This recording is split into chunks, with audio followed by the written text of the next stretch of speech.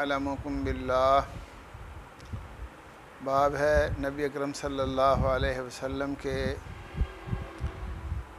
اس ارشاد کے بیان میں کہ میں آپ تمام میں سے اللہ کو زیادہ پہچانتا جانتا ہوں، اور یہ جاننا اور پہچاننا یہ دل کا عمل ہے۔ یہاں جناب امام بخاری رحمہ اللہ ایمان کی کمی بیشی کے حوالے سے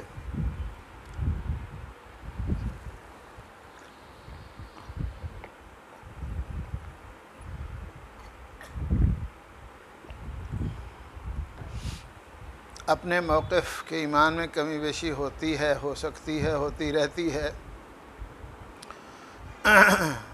یہ دلیل پیش کرتے ہیں کہ بڑی عجیب بات ہے کہ ہم نے یہ بات بیان کی تھی کہ کئی گروپ ہیں جو ایک دوسرے سے مختلف ہیں، ایمان کو بسیط کہنے والے، مرکب کہنے والے، مرکب 2 اجزاء سے پر مشتمل یا 3 اجزاء سے مرکب، لیکن ان میں ایک نقطہ پر اتفاق ہے کہ ایمان میں کمی بیشی نہیں ہوتی، جبکہ ایمان کو صرف دل کی حد تک محدود بھی کر دیا جائے تو سارے لوگوں کے دل علم، معرفت اور تصدیق میں ایک جیسے نہیں ہوتے۔ تو صرف تصدیق یا دل کا عمل ہی ایمان کو قرار دیا جائے، کمی بیشی تو اس میں تب بھی ہو سکتی ہے۔ تو یہ کہنا کہ ایمان کم زیادہ نہیں ہوتا، اتنے زیادہ دلائل اور شواہد بھی ہیں، لیکن یہاں امام صاحب نبی اکرم صلی اللہ علیہ وسلم کا ایک اس معاملہ میں بالکل صریح واضح فرمان جو نص کا درجہ رکھتا ہے پیش کرتے ہیں، اور امام صاحب کا یہ انداز بھی یہاں ماشاءاللہ پہلے کی طرح کہ کوشش یہ کرتے ہیں کہ اگرچہ ترجمہ ہو لیکن وہ کسی نہ کسی حدیث کی بنیاد پر ہو۔ تو یہاں یہ بتانا چاہتے ہیں کہ دل کے کوائف بھی ایک شخص کے ہمیشہ ایک جیسے نہیں رہتے، اور اسی طرح مختلف لوگوں کے دل جو ہیں وہ اپنی جگہ پر ایک جیسے نہیں ہیں۔ نبی اکرم صلی اللہ علیہ وسلم یہ دعا بھی کیا کرتے تھے، اللہم مقلب القلوب۔ پہلے بھی میں نے بتا دیا کہ دل کو عربی زبان میں جو قلب کہا جاتا ہے، یہ اس کی وجہ ہی یہ ہے کہ اس میں تقلب ہے۔ وما سمی القلب الا وما سمی الانسان الا لانسہ وما القلب الا انہ یتقلب۔ تو آپ نے فرمایا میں آپ سب سے زیادہ اللہ کو جانتا ہوں اور پہچانتا ہوں، وَأَنَّ الْمَعْرِفَةَ فِعْلُ الْقَلْبِ، اور معرفت دل کا عمل ہے، دل کا فعل ہے۔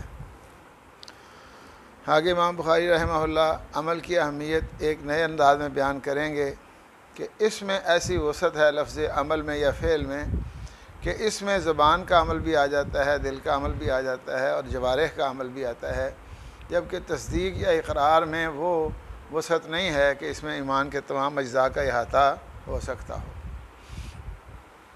لیکن اس جگہ پر دل کے کوائف کے مختلف ہونے کی بنیاد پر ایمان کے کم زیادہ ہونے پر دلالت فرماتے ہیں۔ اب معرفت کو دل کا فعل قرار دیا، اس کی دلیل کیا ہے؟ اللہ تعالیٰ نے فرمایا تھا لا یؤاخذکم اللہ باللغو فی ایمانکم ولکن یؤاخذکم بما کسبت قلوبکم، یعنی جب آپ کا دل عمل کرے اور دل کے ارادے کے ساتھ آپ زبان سے قسم اٹھائیں گے، اس وقت مواخذہ ہوگا، ویسے مواخذہ نہیں ہے۔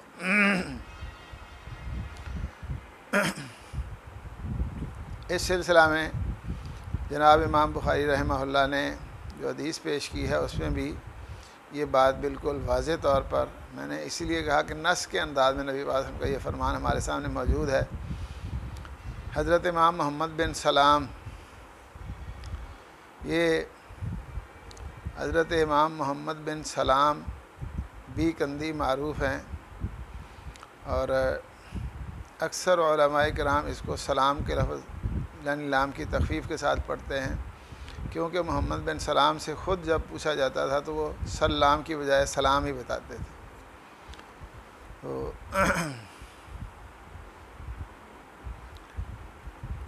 ان کے استاد ہیں حضرت عبدہ، یہ عبد الرحمن ابن سلیمان کی جو ہے نا جی شیخ ہیں، ان کا لقب ہے عبدہ۔ وہ حضرت ہشام بن عروہ سے بیان کرتے ہیں، وہ اپنے والد سے یہ سلسلہ پہلے آپ نے پڑھ لیا حضرت عائشہ رضی اللہ عنہ سے۔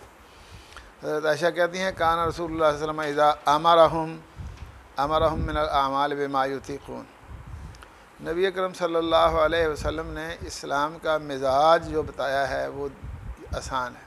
ان الدین یسر، دین اسلام آسانی والا دین ہے، اس میں قانون سازی میں بہت سے پہلے وہ بوجھ جو لوگوں پر ڈالے گئے تھے ان کو ختم کر دیا گیا ہے۔ اللہ تعالیٰ نے نبی اکرم صلی اللہ علیہ وسلم کے اوصاف میں یہ بات بیان کی ہے، وَيَضَعُ عَنْهُمْ إِصْرَهُمْ وَالْأَغْلَالَ الَّتِي كَانَتْ عَلَيْهِمْ۔ تو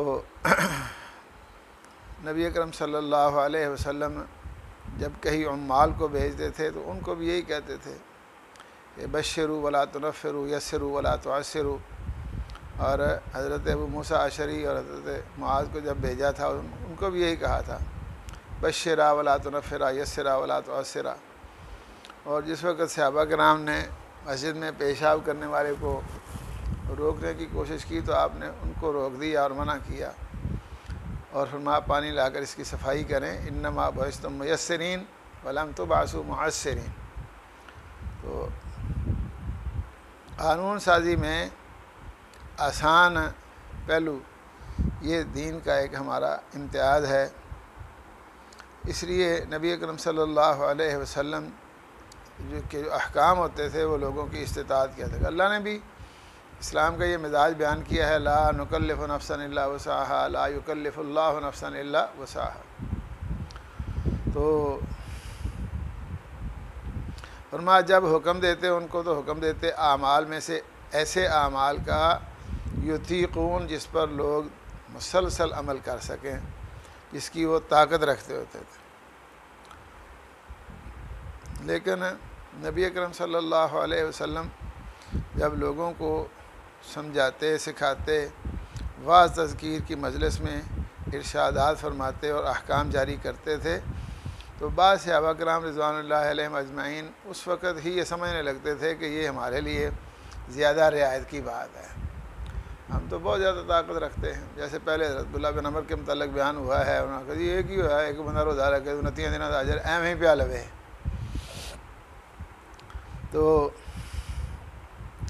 لوگ کبھی کبھی کہہ دیتے انا لسنا کا حیات کا یا رسول اللہ، اللہ کے نبی آپ تو ایسے ہمارا بتا رہے ہیں جیسے آپ اپنے حساب سے کہ جس بندے کا کوئی حساب ہی نہیں ہے، کوئی معاملہ ہی نہیں، تو اس کو جس طرح بے فکر ہو کر اپنی زندگی گزارنا ہوتی ہے، چلو کچھ کر لیا ٹھیک ہے، غنیمت نہ بھی کیا گزارا ہو جائے گا، آپ ہمیں بھی اپنے جیسا سمجھتے ہیں تو یہ ہم آپ جیسے نہیں ہیں۔ انا لسنا کا حیاتک یا رسول اللہ ان اللہ قد غفر لک ما تقدم من ذنبک وما تأخر، اللہ تعالیٰ نے تو آپ سے ہر قسم کے گناہ کی معافی کا وعدہ کر رکھا ہے۔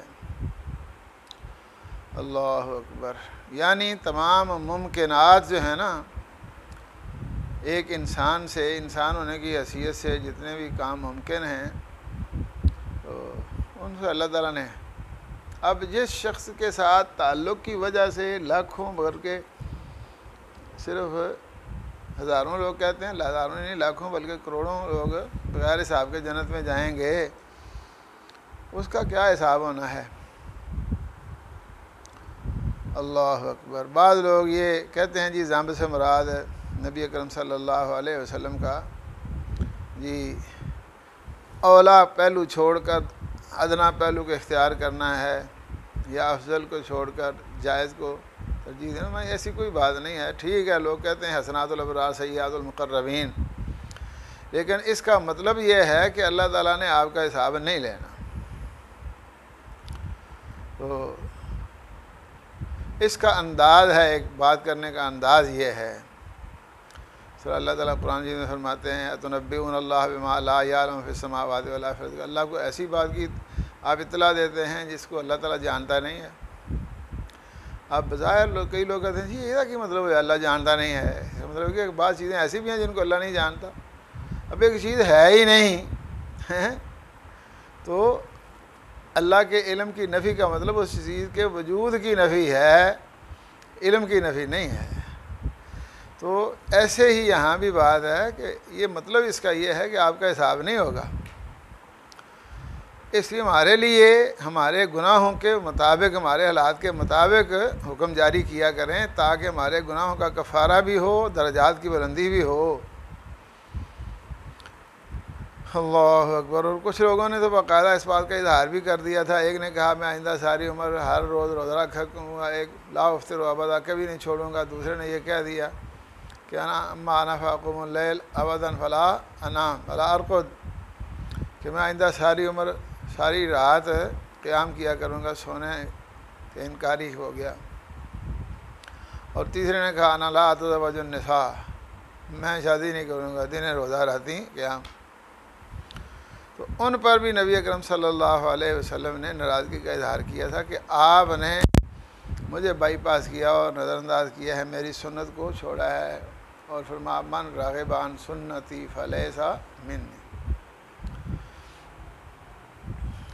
بہرحال نبی اکرم صلی اللہ علیہ وسلم کو جب لوگ اس طرح کی بات کہتے ہیں نا کہ وہ جی آپ تو ہیں جی بے مثال ہیں، آپ کا حساب کوئی نہیں ہونا جی، آپ ہماری بات، تو آپ یغضب بولے، آپ اس وجہ سے کبھی غصے میں بھی آ جاتے ہیں.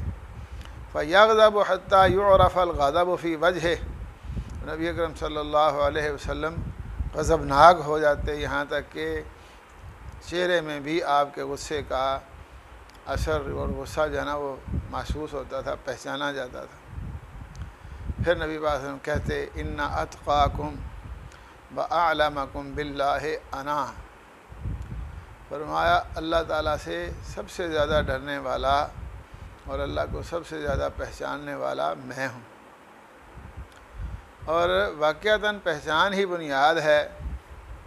اس لیے نبی اکرم صلی اللہ علیہ وسلم جب کہیں عمال کو بھیجتے تھے تو یہی کہتے تھے سب سے پہلے ان کو اللہ تعالیٰ کا تعارف کروائیں، پھر حکم جاری کرنا. ان کو پتہ ہی نہیں اللہ کون ہے، اور وہ کون ہے جو حکم جاری کرنے والا.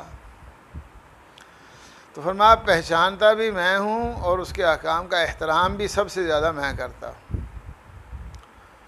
اس لیے آپ لوگ جو ہے نا زیادہ پرہیزگار نہیں ہو سکتے.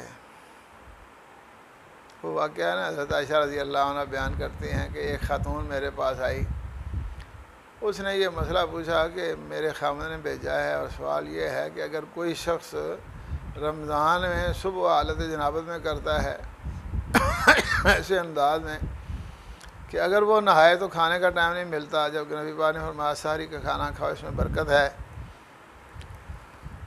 اور اگر وہ کھانا کھائے تو نہانے کا وقت نہیں ملتا، نہانے لگے تو کھانے کا وقت نہیں ملتا، تو کیا کرے؟ حضرت عائشہ رضی اللہ عنہ نے نبی پاک صلی اللہ علیہ وسلم موجود نہیں تھے اس لیے بتا دیا کہ ایسا ہوتا ہے. نبی پاک صلی اللہ علیہ وسلم کے ساتھ بھی آپ روزہ رکھتے ہیں. روزہ رکھنے کے لیے نماز کی طرح غسل کرنا شرط نہیں ہے. جنابت تو دوران روزہ بھی عارض ہو سکتی ہے، پیش آ سکتی ہے، یہ تو کوئی مسئلہ نہیں. اس نے خیر جا کر اپنے خاوند کو بتایا. وہ خاوند نے کہا کہ یہ مسئلہ تو نبی پاک کا ہے نا، تو اپنے ہاتھ سے پوچھنا تھی، ساڑھے ہاتھ سے کہ ہمارے لیے کیا حکم ہے. جا کے پوچھ گیا. وہ پھر دوبارہ آئی، اتفاق سے نبی اکرم صلی اللہ علیہ وسلم موجود تھے گھر میں. اگر اس نے بات کی، نبی پاک صلی اللہ علیہ وسلم محسوس کیا کہ یہ بات میرے متعلقہ ہو رہی ہے، تو آپ صلی اللہ علیہ وسلم نے پوچھا کہ کیا کہتی ہے یہ؟ حضرت عائشہ نے کہا یہ مسئلہ پوچھتی ہے. تو نے سی دسیا، تینوں پتہ نہیں مسئلے تھا؟ جی میں نے تو بتا دیا ہے، پر اس کا خاوند یہ کہتا ہے یہ مسئلہ تو ہوا اللہ کے نبی کا، ہیں جی ہمارے لیے کیا حکم ہے؟ فرمایا وہ بہت پرہیزگار ہے. ایک کام میں کرتا ہوں اور وہ پرہیزگاری سمجھتے ہوئے اس سے بچے، اس کا مطلب تو یہ ہے کہ وہ اپنے آپ کو زیادہ پرہیزگار سمجھتے ہیں. اس لیے ان اخشاکم للہ واتقاکم لہ، نبی اکرم صلی اللہ علیہ وسلم فرمایا. تو بہرحال مطلب یہ ہے کہ دل کے کوائف بھی محض دل کے کوائف ہونے کی حد تک بھی ایک عمل کا درجہ رکھتے ہیں. اور یہ کہنا کہ عمل کے بغیر بات چل جاتی ہے، یہ تو بہت سی چیزوں کی حقیقت کا انکار کرنے کے مترادف ہے، اور اس میں بھی کمی بیشی ہوتی ہے۔ اللہ اکبر، اللہ جی۔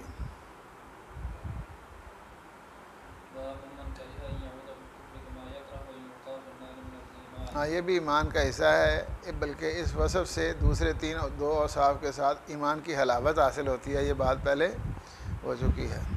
چلو،